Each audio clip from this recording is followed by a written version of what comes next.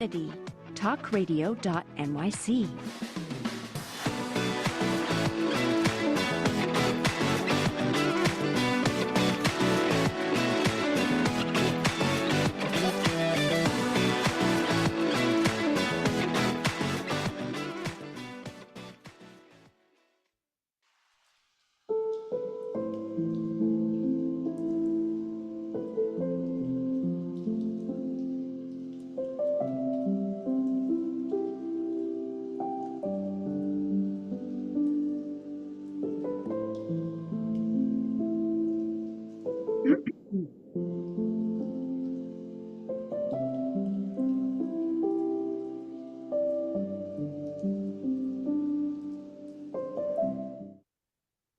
Hello, everyone.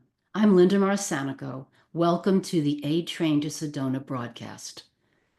Now, the A Train to Sedona is also the name of a book I wrote, a memoir about my journey to love and compassion. I wrote it in the hope that my journey could inspire yours to make it easier. You can purchase a signed copy of my book at lindamarsanico.com on Buy the Book page. You can also buy it at retail and bookstores. Let's remember that in New York City, the A train is an express train, so hop on board. I have a free gift for you, the cheat sheet for high vibration living, which has 7 tips on how to raise your vibration. An example is tip number 1, stay in the present moment. Learn how to get to that wonderful now place. You can download that on my website at lindamarsanico.com. I have 2 disclaimers. 1, that this broadcast does not establish a professional relationship. And 2, that the opinions expressed on this broadcast do not represent Talk Radio New York City. Today, my guest is Dr. Gigi Arnaud. Now, in her own words, let me share some information. Have you had enough of those repetitive, anxious, negative thoughts circling around, telling you that you can't or shouldn't? It's time to stop playing small. It's time to make change, or many. And it starts by listening to your body and heart, and then your mind. Then you can start transforming your unhelpful, negative, and limiting subconscious beliefs and thoughts. In this way, you learn how to reprogram and upgrade your mental, emotional, physical, and even spiritual operating system so that you can achieve better health, mental, physical, emotional, and find more joy, success, and fulfillment in your life while aligning to the authentic you. For more than 20 years, I've been enjoying my work as a certified life coach, hypnotherapist, mindset, transformation expert, and speaker. I've been helping my clients get unstuck so that their thinking and behavior match with who they really are and who they really want to be. They can then create the better and more brilliant life they want to and are meant to live, personally and professionally. I was a dentist in New York City for over 35 years, and this has helped me understand the science and psychology of our minds, bodies, thoughts, and behaviors. In my present work as a coach, hypnotherapist, speaker, and visual artist, my primary mission is to decrease suffering at both the personal and societal levels. One way to do this is by helping you to recall and retrieve the true, unique, and fabulous you, so that you can start living your purpose. This becomes a gift to those around you and to the world.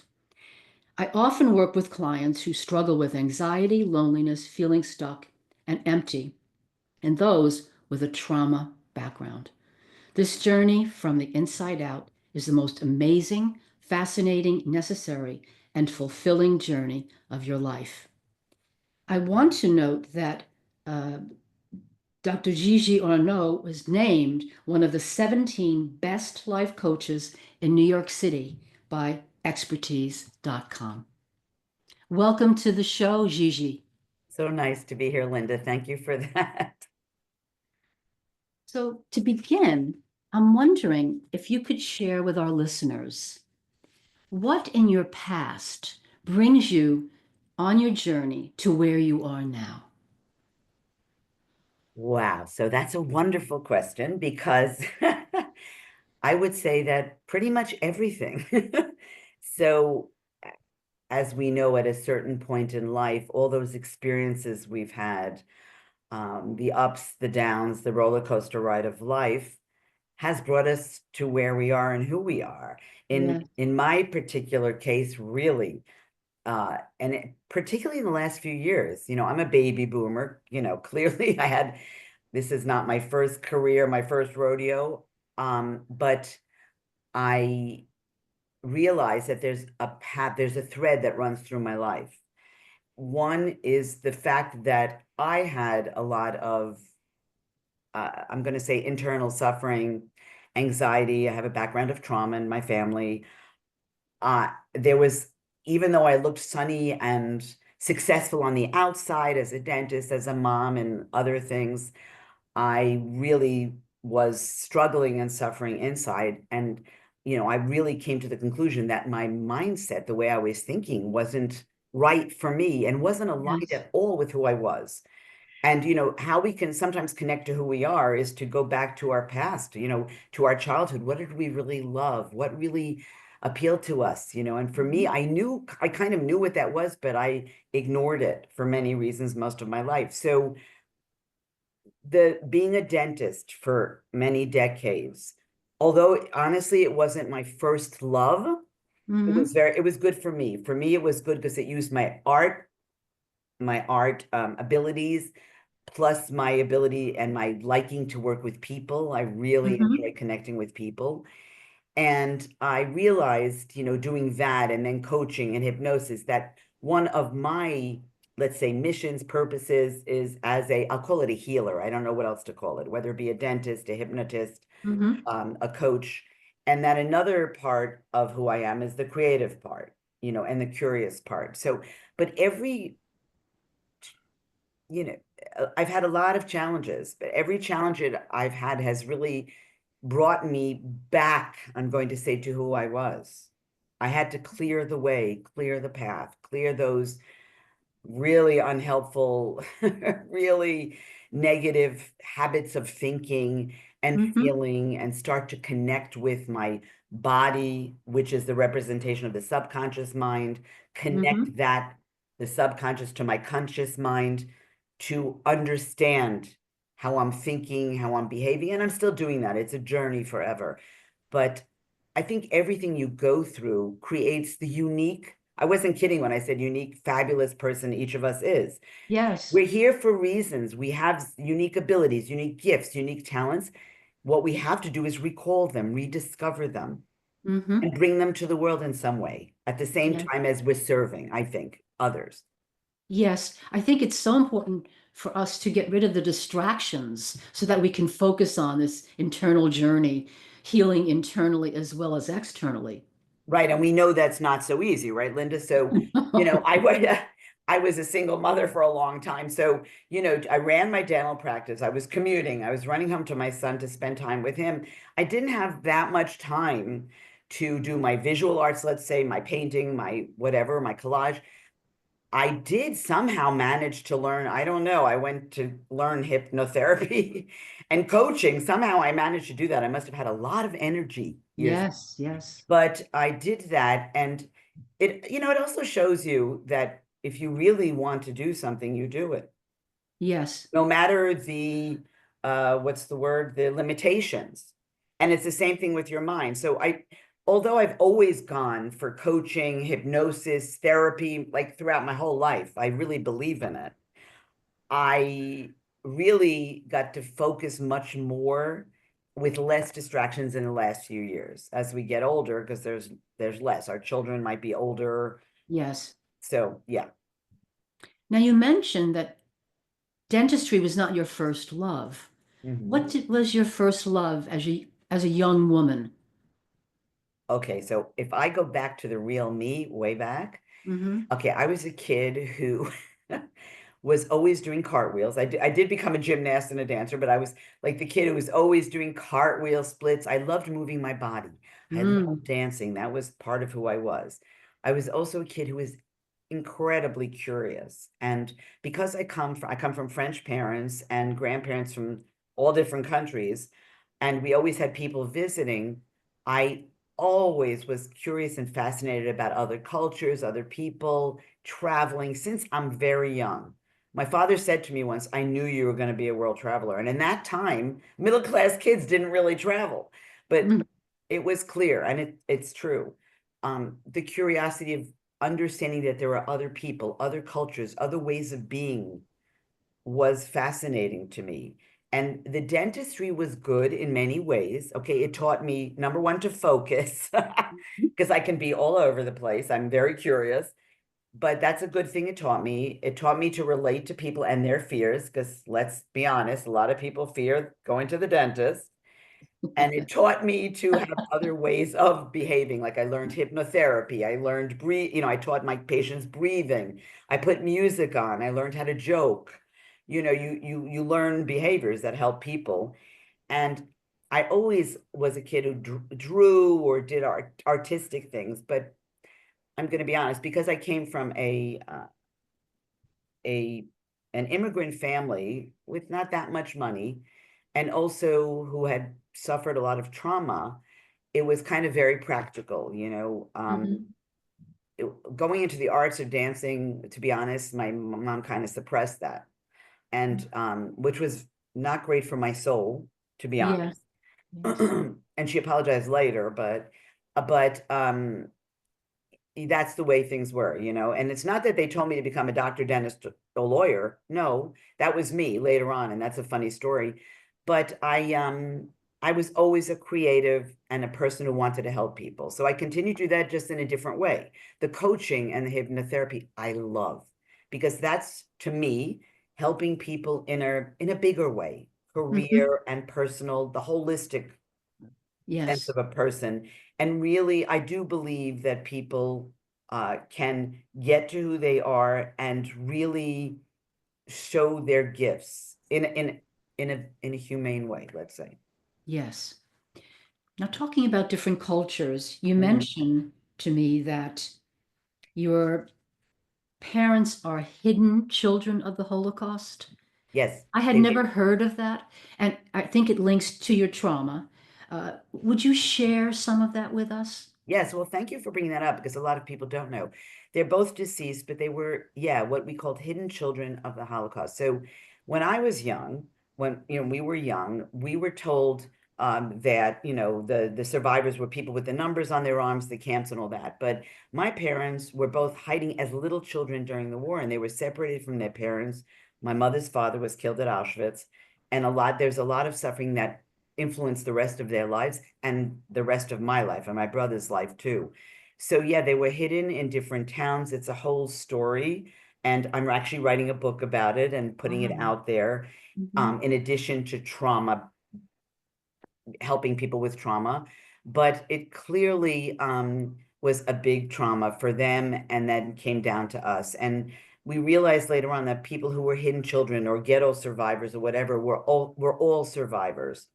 And we, the second generation, they call us 2G, we're the first group that was kind of experimented on as for trauma. Dr. Rachel Yehuda did her Oh, learning with us, with our group, 2G.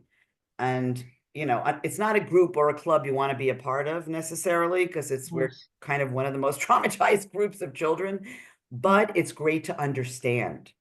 And so I have a deep understanding of trauma and how that can change us in Yes. mind, body, and spirit. And so, Yes. yeah, and thank you for asking because it's good for people to know about all this stuff. Yeah. Yes. Now, it is time for us to take a break in a few seconds, I think. Okay. When we come back, would you tell us how you've coped with the trauma? Okay, sure. All right. So we're going to take a break now. We'll be back. Are you a conscious co creator? Are you on a quest to raise your vibration and your consciousness? I'm Sam Leibowitz, your conscious consultant, and on my show, The Conscious Consultant Hour Awakening Humanity, we will touch upon all these topics and more. Listen live at our new time on Thursdays at 12 noon Eastern Time. That's The Conscious Consultant Hour Awakening Humanity, Thursdays 12 noon on talkradio.nyc.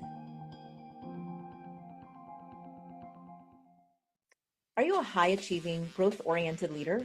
Are you interested in developing your authentic leadership while creating a healthy, inclusive workplace? Hi, I'm Dr. Mira Brancu, host of The Hard Skills on talkradio.nyc at 5 p.m. Eastern on Tuesdays, where we discuss how leaders develop the hard skills needed to make a greater impact. We interview experts, have live coaching, and tackle these challenges. Listen to The Hard Skills on Tuesday at 5 p.m. Eastern on talkradio.nyc. You're listening to Talk Radio NYC. Uplift, educate, empower.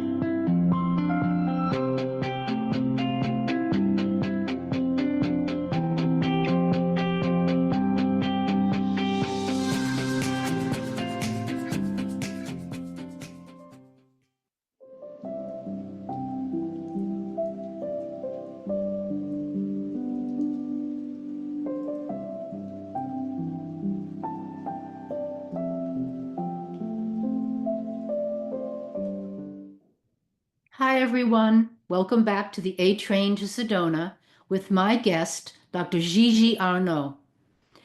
Gigi, we had talked about your speaking to the issue of how you dealt with your trauma associated with the Holocaust. Okay, I'm going to be very straightforward because I think that helps people more and they will relate.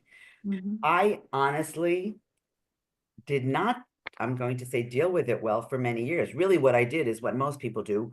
I tried to deny it. I tried to suppress it. I tried to push it down and ignore it and go on with life, but it wasn't working. As I said to you, I look successful and sunny on the outside, but I was miserable inside. I was constantly anxious. I was, I'm going to say low-level depression. I was very high functioning, but low-level depression. I really didn't want to deal with what was inside. I was ignoring what was in my body, the subconscious. Yes. Even with therapy, with coaching, with all that, I was doing all that. I just kind of knew how to steer away from it until it became unbearable. The feeling of emptiness, of aloneness, of what's wrong with me? And because I come from a family of survivors and there was mental illness in the family due to the war and all that I grew up with, I was afraid that there was something wrong with me. So I was like, what's wrong with me? Am I crazy? And I'm saying this because I know a lot of people feel this. Yes. And on the outside, people say to me, oh, you look so confident. You're always smiling. Yeah, I was really good at putting on good masks. I'm very good at that. But inside, I knew I had to do something. So finally, I said, okay, that's it. It's time to deal, to go in. And so I did. I really kept on with coaching, kept on with therapy, really tried to get down into the pain that was really there, which is really very difficult to deal with. Yes. When you're dealing with something like the Holocaust or another kind of genocide, real genocide, by the way,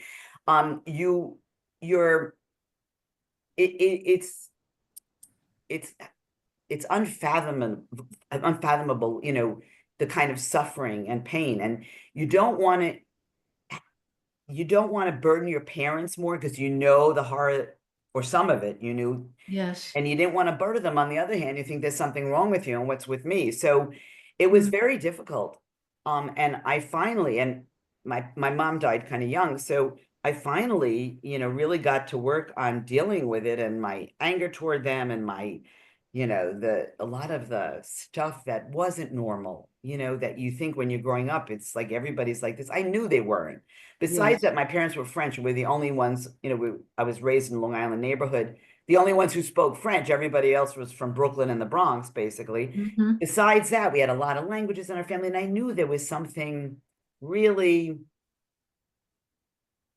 dreadful that happened to our family. It was different. It was a chaotic house, a lot of screaming, a lot of anger, a lot of sadness, and really, I don't know it's hard to express. It was more issues. trauma. More But trauma. really trauma, like high tension level. Yeah. And it took me years. I'm still to this day, I always have to be regulating my nervous system. I definitely had a dysregulated nervous system, probably still do for most of my life. I think a lot of the trauma, I think over time, the being in a survival state and anxiety causes problems in your body. I happen to have very severe osteoarthritis. So I think that I have a feeling that's related, It would seem to be. and I'm saying that because I want others to learn that it's not an easy journey. It's an amazing journey to go on a healing journey, but it's a challenging one. It's a Yes. real up and down. You have to be ready for it. And I'm there for you. Linda's there for you. Other people are there for you. But go on it, because without it, you can't. It's very difficult for people who've had trauma like I have to get back to the authentic us. It Yes. took me decades. I can't tell you, even though my body may not be as strong as it was, I feel so much better emotionally, mentally. I'm finally who I am. I'm doing what I'm meant to do. I'm living the life that I'm meant to live, even though it's different than other people's. I always felt I had to fit in. So there's a lot there, but I would encourage people, as hard as it is, get partners, trusted partners who can go with you on this journey and get on it, because there's nothing better, really, really nothing better than becoming the authentic you and sharing who you are with the world. It's just peace and joy and whatever. And that has to do with the present moment too, that you were talking about. Absolutely. And it's quite a prize I think it's important to keep one's eye on the prize. Well, but it's never, yes, but I want to clarify that, because people think, oh, you hit the prize and you're done. No. It's not just one like ring on the carousel that you pull. No, you're hitting prizes all along. And you have to, this is what I tell all my clients. The first exercise I teach them is patting yourself on the back. Why? You pat yourself on the back because our negativity bias in our brain, this is an antidote. You're telling yourself, good girl, good boy, you did it. You did this next step. You did this better thought this time. You responded differently this time. Good for you.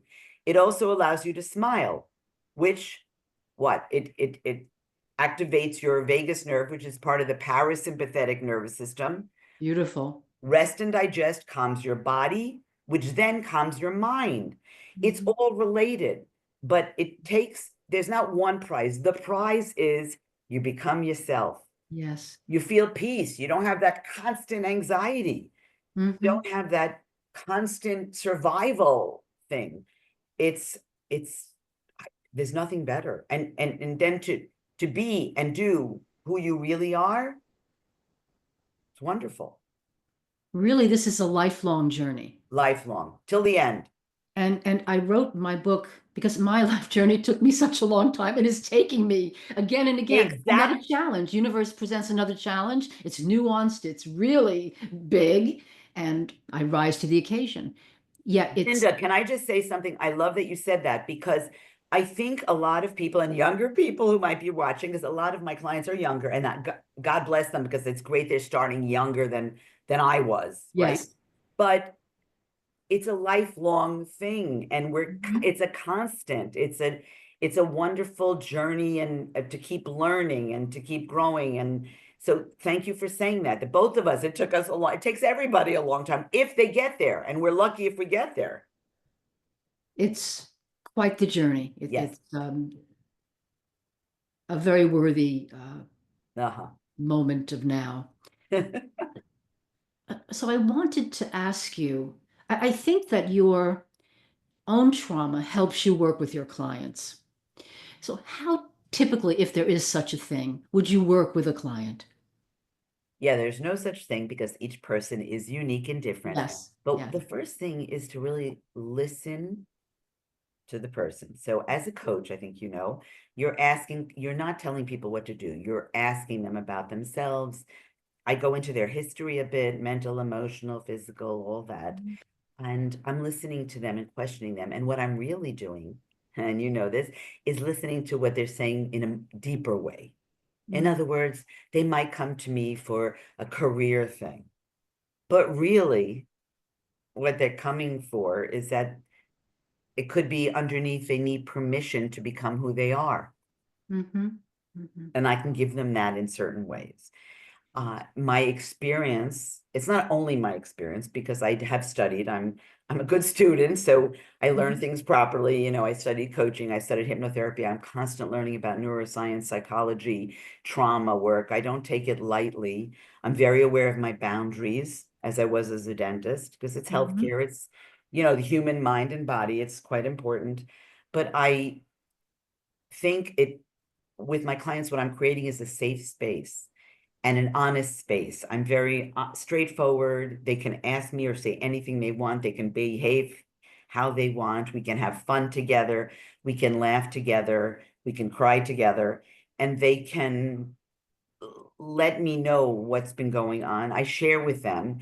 And then they slowly but surely start becoming aware. With questioning, I give a lot of exercises, a lot of tools and tips. And at the end, usually I work with people, I start with 3 months. By the end of that time, they usually have like almost a notebook, a book of a lot of exercises to use in their everyday lives that they have to continue, by the way, Linda, to use forever.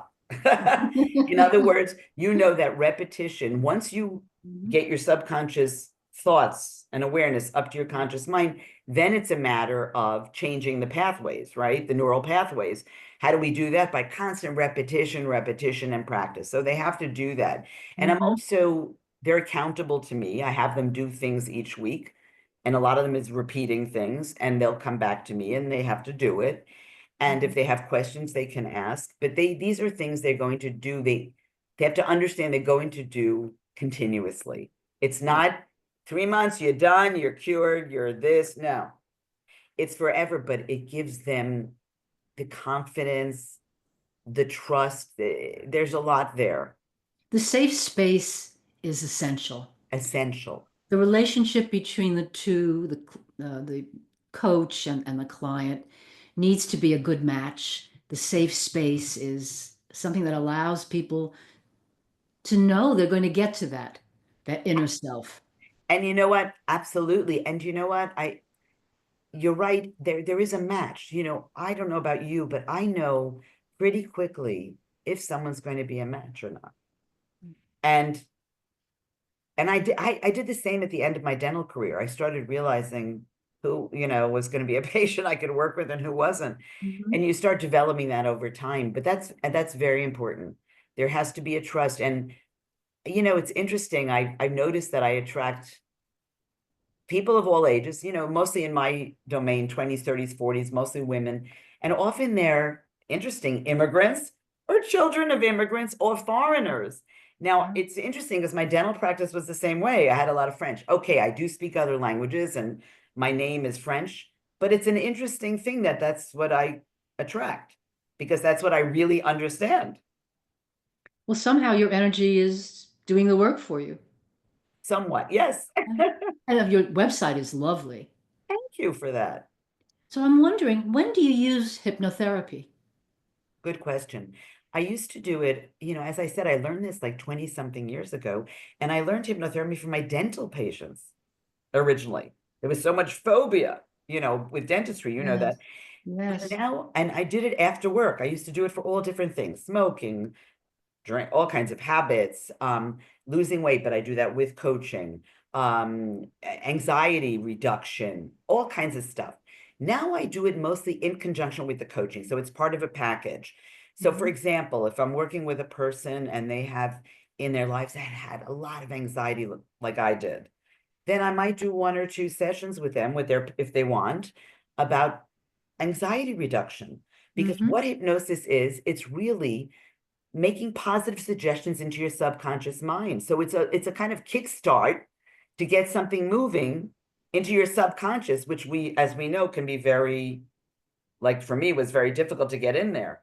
Yes. So it's kind of a kickstart. It can be very helpful in the middle of sessions, but I do it separately. Like I had a coaching client, she said to me, Gigi, can we do a month after of anxiety reduction? So we did 4 sessions of that.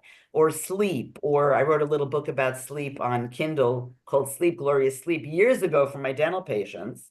So people can find that in Kindle, Amazon, but I still do it. I do it sometimes separately, but often as part of a coaching and hypnosis program, which is incredibly helpful. I'm sure. We do need to take the break. And when we come back, I'd like to hear about your sleep book.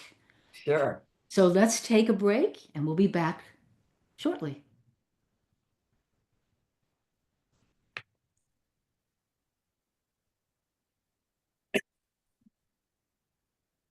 We're taking a break. Fabulous. Everything okay so far? I think so. A program crashed 1 sec. Okay. Well, I hope our listeners are on the journey. We're all prisoners of technology. Yes, we are. Our um, We are. is the recording on? I don't know whether we're on or off, but this has been very good, Gigi, and I'm very interested to hear about your book. Thank you. It was such a long time ago. I have to look. During the pandemic, if you needed to learn stages of epilepsy, did you depend on advocates? Did you use new innovations to cope with mental and neurological issues? Maintaining high quality of life and keeping good mental health are what we all strive for. I'm Frank R. Harrison, host of Frank About Health, and each week top healthcare influencers, professionals, and innovators answer these questions and more. Stay tuned on Thursdays at 5 p.m. on talkradio.nyc, and I will continue to be frank about health with all of you. Are you a conscious co-creator? Are you on a quest to raise your vibration and your consciousness? I'm Sam Leibowitz, your conscious consultant, and on my show, The Conscious Consultant Hour, Awakening Humanity, we will touch upon all these topics and more. Listen live at our new time on Thursdays at 12 noon Eastern Time. That's The Conscious Consultant Hour, Awakening Humanity, Thursdays, 12 noon on talkradio.nyc.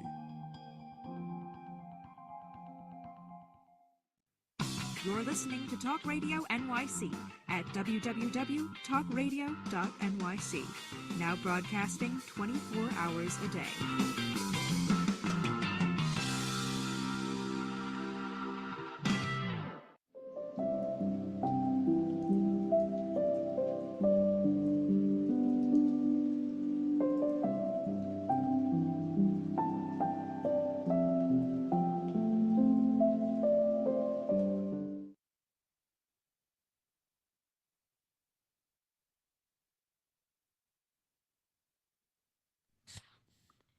I've just unmuted myself, and Gigi, I'm going to unmute you. I hope that we're both unmuted. Welcome back to the A Train to Sedona with my guest, Dr. Gigi Arnaud.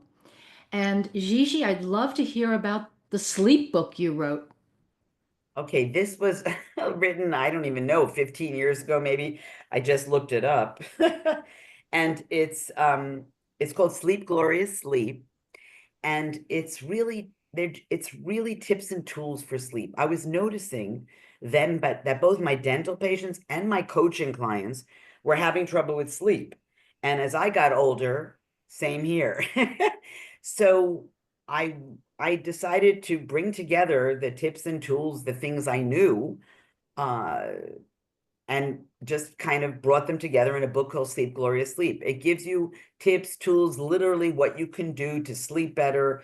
It's on Kindle, Amazon, put it on years ago. I think it's only like $2.99. It's on Kindle also. So it's very easy to read. It's good to have by your side. There are things, people still today. It's funny because what I wrote, I don't remember how many years ago, probably 15, it still applies today.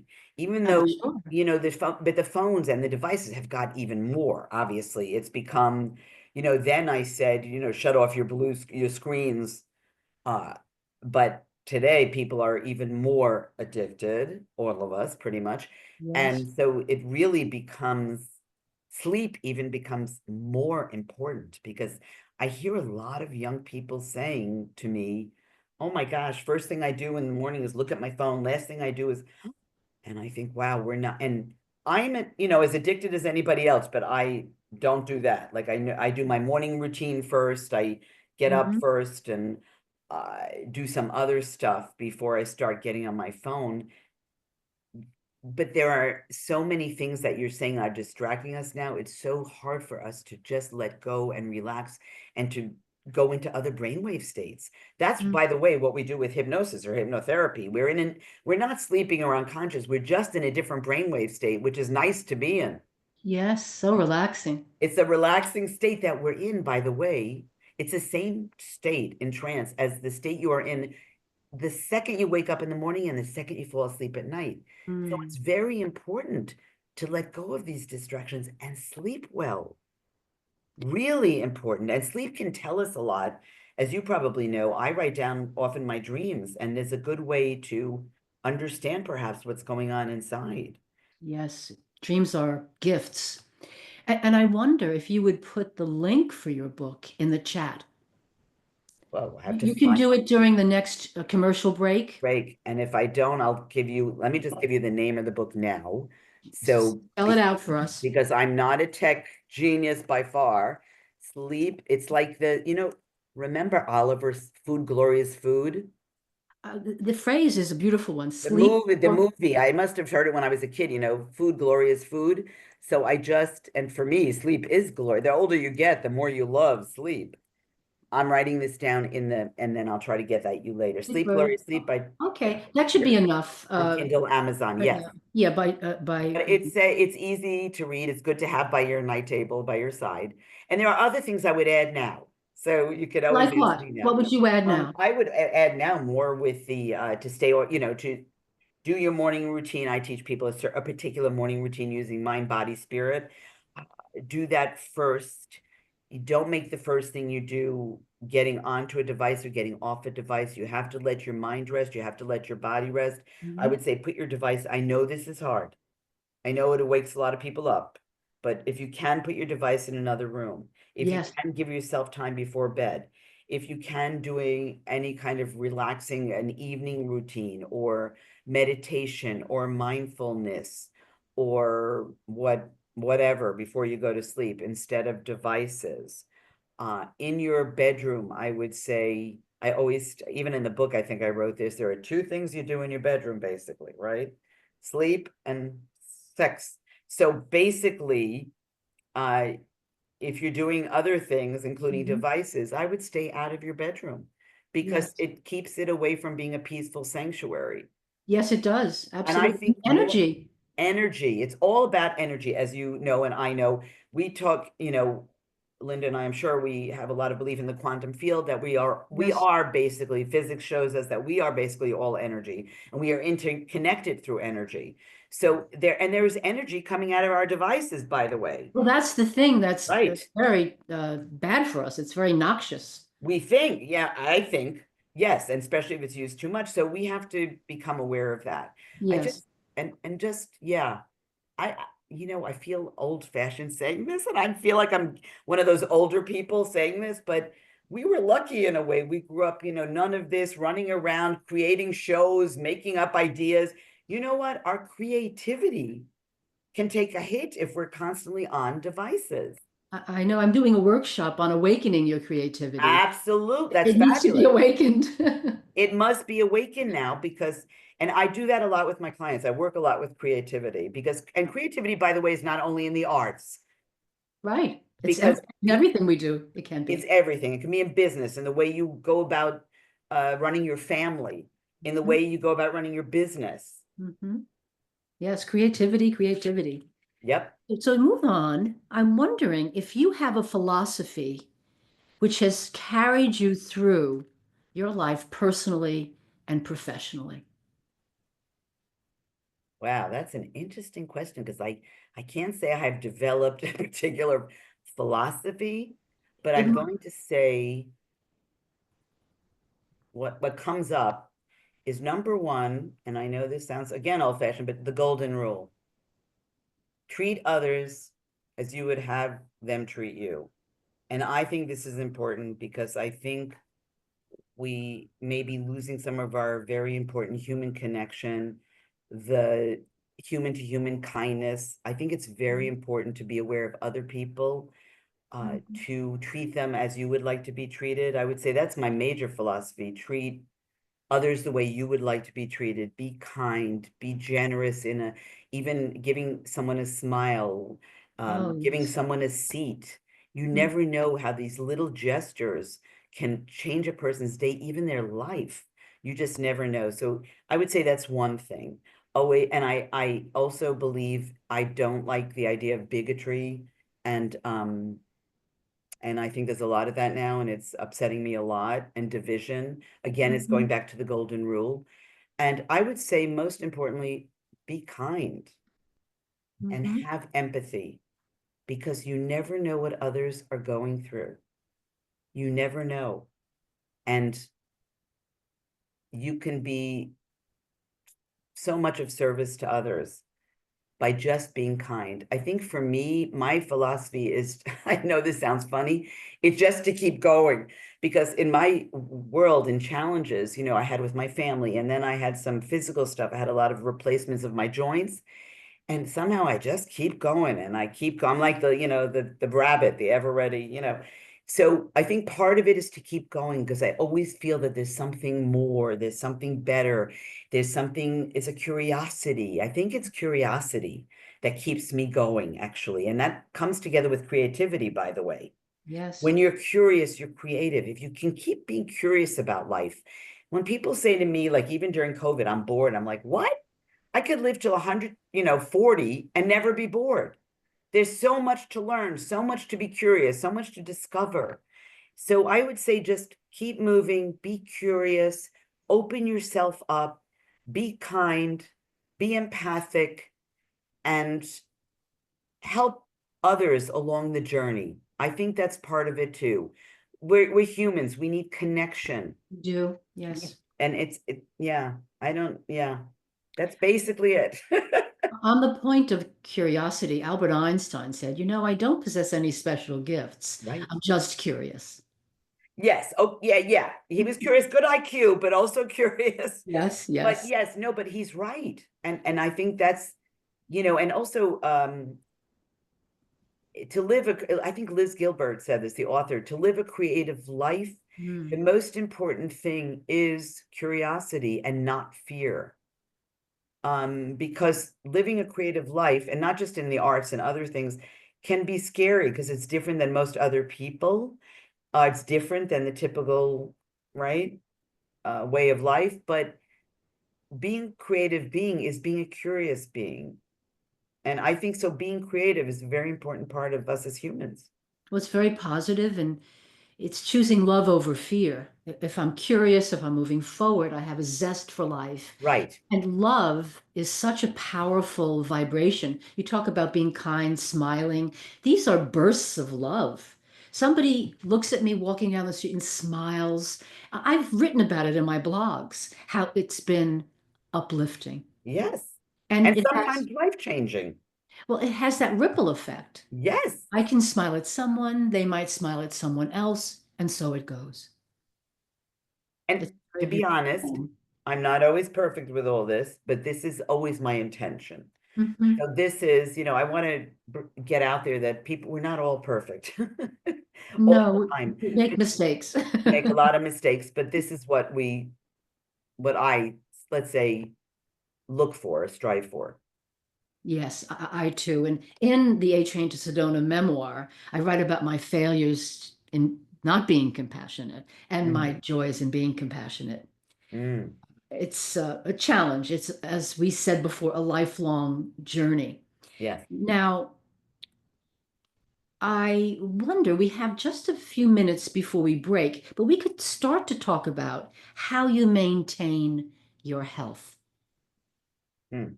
Okay. So that's very important. And I'm going to be honest also, as we get older, it takes more maintenance time and energy. And also I've had the joint replacements, that takes even more. So physically, I'm going to talk first physically. So physically, I have to move. I was an athlete. And when you do have arthritis, you do have to move more. So I do Peloton, probably not as much as I should, but I do it. I do Pilates every day. And Wow. that's for core. Well, I have to. It's really for stretching, for core. I have to do that to feel good. I Mm-hmm. walk a lot. I live in New York City, so we in New Mm-hmm. York City walk a lot, We and do. that's very important. And there's nature. I live right near Riverside Park, so there's nature and you can walk. I go on trips, I walk. You have to, it's constant. And I probably should do more weight training and stuff like this, but I know I have to make and write it down in my calendar that I have to do these things. I write it down every day. I put it all in my calendar because honestly, I don't want to do it, but I have to do it. I know the That's feeling. physical, emotional. I'm doing something now that's from a book I read by Anna Runkle having to do with complex PTSD, which is what I Can I ask you to hold that thought? absolutely. I want to get back to that book. And what's the name of the book? Oh, I have to get it. It's right here. It is by Anna Runkle. It's called Re-Regulated. Here it is. Re-regulated. We're going to come and talk about after the break this Okay.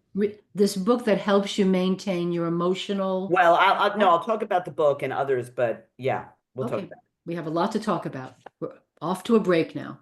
it.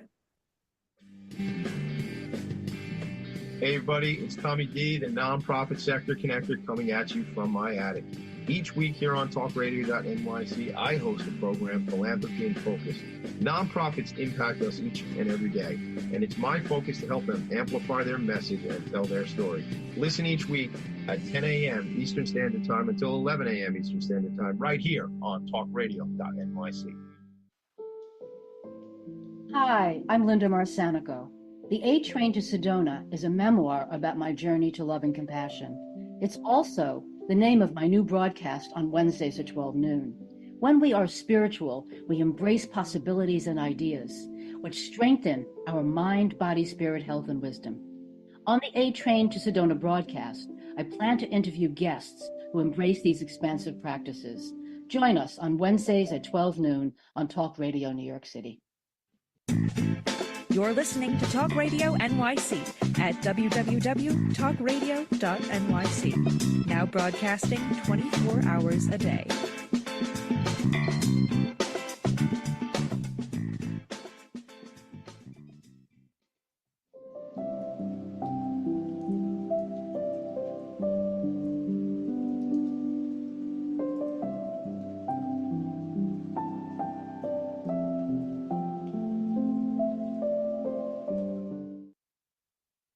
Hello, everyone. Welcome back to the A Train to Sedona with my guest, Dr. Gigi Arnaud, who needs to unmute herself. Yes, I do. Yes, you do. Now, we were talking about emotional health, and you talked about re-regulation. Okay, so I talked about physical health. There's emotional, mental health, right? So mental health, I'm going to put it together with emotional, but I'm going to be honest. Physical health is important for mental and emotional health. For example, I was athletic when I was young and a gymnast and a dancer. Exercising releases really good hormones. Yes. So that you feel better. If you're feeling a little depressed, it helps a lot. Dancing around the room is something I do almost all the time. I ask every client, and Linda might have noticed in between the breaks, I get up and I swing my arms, and you could dance around the room, put on music, go wild, because that releases particular hormones that make you feel better. Okay, I was talking about a book. Now, as far as emotional, some of the things I do a particular morning routine. If anybody wants to know, they can get in touch with me. It includes physical, emotional, spiritual, everything. But this book I'm reading now called Re-Regulated by Anna Runkle, I put it in the chat. It has an exercise. She went through a lot of trauma, complex PTSD, and she writes there's sort of morning pages, a little like The Artist's Way by Julia Cameron, if anybody's ever done that, which was great. I used to do that when I commuted on the train. A few minutes of automatic writing where you don't think, you just let junk come up from your subconscious, write it down. Even if I hate doing this exercise is what you write, just get it all out. This is a little different. This is writing fears I have. I have fear and resentment because I do have a lot of these from the past, from my trauma. So I have fear and resentment, that. And then you release it. And then you might do meditation or mindfulness after this. She asks you to do it twice a day. Right now, I'm doing it once a day. There's also just another great book I mentioned, Complex PTSD by Pete Walker, if anybody's interested. I found this fascinating. I love reading. I'm a reader, so you can learn a lot. But I do something. I do to release my stuff, because it builds up with me. So for me, writing is a great way of release. Yes, it is. So I'll write those, the fears I have, the resentment, or just journaling, or, things I have to work out in my head. And then I'm very sure to try to release them and let them go. Because for me, that's an important thing, because I used to have a lot of OCD and, regurgitating the same thing. So, yeah, there are so many ways to really help yourself. Also, as I said, I know these are funny little quirky things, but I do come from a French family. I love cafe. I love coffee, no matter what you do. Yes. Like, that's the one thing you can never take away from me. So now that I have time in the afternoon, like I have clients in the morning or things like this in the morning or the early afternoon, and then I let myself every day now, almost later, go to a cafe. And I'll go to a cafe, have a good coffee. I'll either read or write a blog. I write blog posts every couple, so I'll write a blog post, or I'll listen to a course I'm listening to now, for example, or all kinds of things, read a book or meet with a friend. So that's not only a little treat I give myself, but that's an emotional pat yourself on the back. Good girl. You did the work for the day. Now you can go out and have a little treat. Treats don't have to be big. Right. I learned this for a while I did acting, by the way. And while I was doing this, I had an acting coach, and she said, and I went on a big audition, and she said to me, Gigi, now she knew what I love to do. Do your thing. So that meant to me, go to a cafe, sit around, look around, and have a nice, time for myself. It can be a little thing. And this is I do for clients too. Yes, yes. Things don't have to be big. You can treat yourself. If you don't have enough time, you're running around, you're taking care of kids, you're working, if you don't have time, what can you do? Well, I had a client who loved doing crossword puzzles. So she would give herself 10 minutes a day to sit and do crossword puzzles and relax. Lovely. That's all it can take sometimes. So, yes. And so I'm physical, emotional, spiritual. Everybody does their own thing. For me, it has to do with, I love doing this. I had lived in Israel for a few years, so I like doing Friday night, like I'll do the prayers. Even if I don't actually light the candles, I like the prayers. It gets me into another space, the space of peace and letting things come down. And so however you do that and works for you is fine. But I think it's very important to mix all the physical, emotional, spiritual, mental, even environmental, by the way. Be in a place that you like to be in. Yes. If you go to a cafe, go to one where you have a nice atmosphere. That's important to me. And if you're at home, find a little space that's great for you, that can be special. Our environment does affect us. Energy, like we say. Yes. Right. Just like clutter, if there's too much clutter, it does have its energy, and it's not conducive to good health. Well, for some people, I happen to be one of those people that likes things here and there, but for most, I'm talking about a lot of clutter. I'm talking hoarding clutter. Yes. Yeah. So you meditate? I'm not going to call it regular meditation. I learned meditation and all that. I do more my own. I do more with nature. I'll go outside and I'll do grounding. I've done this my whole life. I didn't realize it was grounding, but I now realize it is. I look at the clouds, I look at the trees, I look at the flowers. I'm very visual. So I've always enjoyed that, and that grounds me. So I'll do that even now. I'll look around in my apartment where my painting is, where this is. For me, that's meditative. It could be just going out into nature and taking a walk. It can be, for some people, listening to beautiful music. For some people, sitting still. Mindfulness is also an important thing. It's not like meditation, but it's being aware of what you're doing and being in the present moment. And finding your way to do it. One of my unique ways to do that is to do my art. When I go to my art table over there, I am put in another world. Yes. So that's mindful for me. So everybody has their different way. I don't want anybody to get stuck with one way or another. It's whatever way works for you, but to let yourself have that pause, that silence, that stop, to hear your real inner voice. Shut up that inner critic and let that beautiful inner voice you have, and that was given to you. Yes. Let it come through. and Yes. let it come out and shine with all of us. It brings joy to us and the rest of the world. Exactly. How do you relax? I think one way is art. Mm-hmm. One way is to go to a cafe. That's for me, this is a Mm-hmm. relaxing thing. It can be theater, going out, but relaxing, I could also I love reading. Mm-hmm. I like being by myself too. I can just do that. I also have to say I have gotten hooked on some of the Netflix and Prime things. And it's a good way for me to just shut my mind off, you know, with things that I like.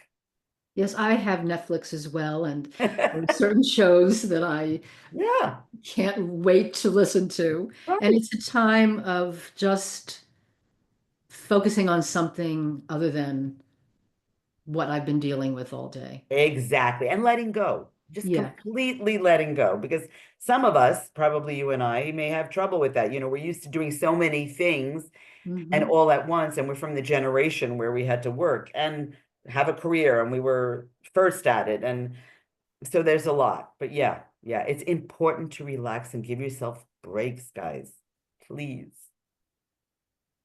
Might you show us one of your pieces of art? Oh my goodness.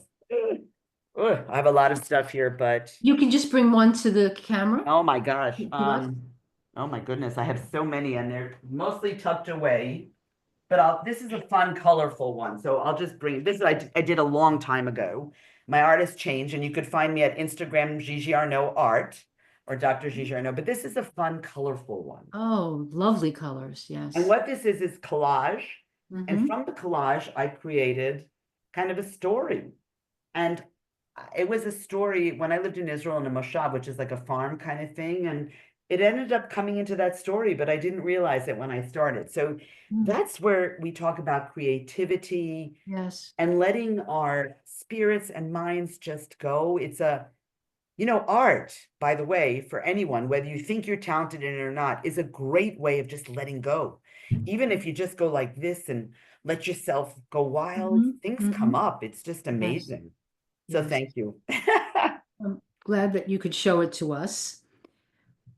We're getting ready to close for today. I wonder if you have any last words to share with our listeners.